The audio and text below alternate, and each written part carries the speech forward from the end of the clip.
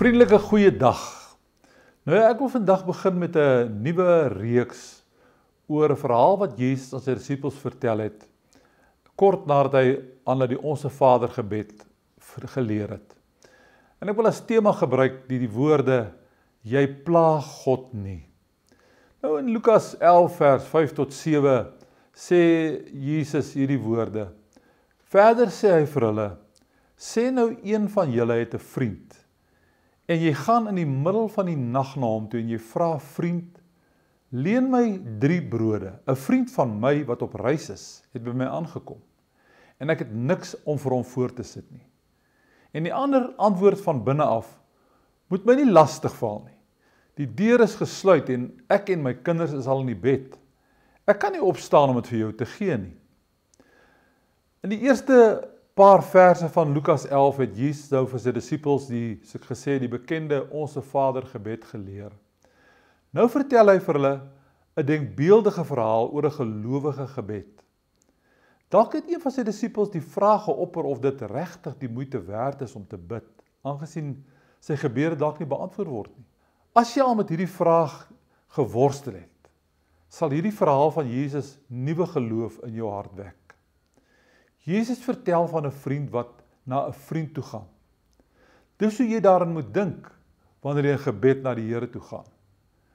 Wanneer jy tot die Here toe bid, gaan jy nie na 'n vreemdeling toe nie. Jy gaan na 'n vriend, na jou beste vriend toe. En vriendskap spreek van welwillendheid. Hierdie man het sy vriendskap weliswaar 'n bietjie ver gerek om 'n man daarom om middernag te gaan opklop vir 'n stukkie brood. Maar hoe wonderlik om te weet dat middernag vir die Here nie 'n ongemaklike uur is nie. Dat hy nie slaap en ons hom nie pla nie.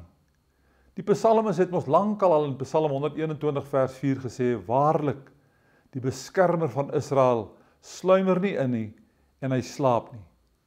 Wat ons in hierdie verhaal ook tref, is dat alhoewel die man met 'n geringe behoefte gekom het, hy spesifiek was. Hy vra vir 3 brode. Seker die tipiese platse Joodse broodjies. Onthou daarom, geen nood is vir die Here te klein of te gering nie. Jy pla hom nie daarmee nie. En wees gerus maar spesifiek wanneer jy na jou beste vriend toe gaan, met watter versigtiging jy ook al op jou hart het.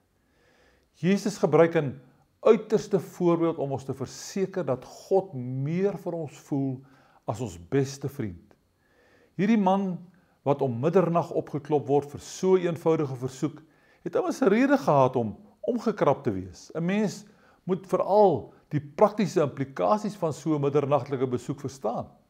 Die mense van daardie tyd en kultuur het hoofsaaklik in een vertrekhuise gewoon, amper soos in ons tradisionele Afrika konteks.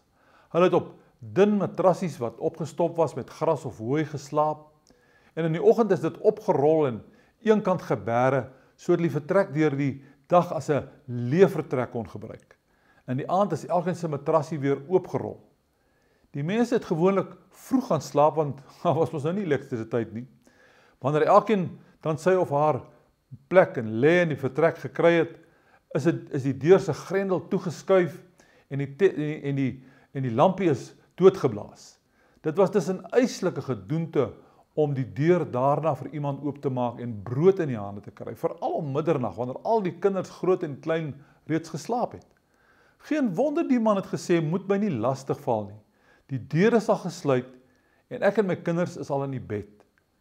Jesus wil egter vir ons die versekering gee dat ons God hoegenaamd nie pla wanneer ons bid nie, en dat hy meer vir ons omgee as die mees loyale vriend. Ek en jy kan selfs in hierdie oomblikke met vrymoedigheid na hom toe kom. Almagtige Vader, daar is regtig geen vriend soos U nie. Dankie dat ek U ook in hierdie oomblik nie pla nie. Amen. Sterkte, ons gesels volgende week verder.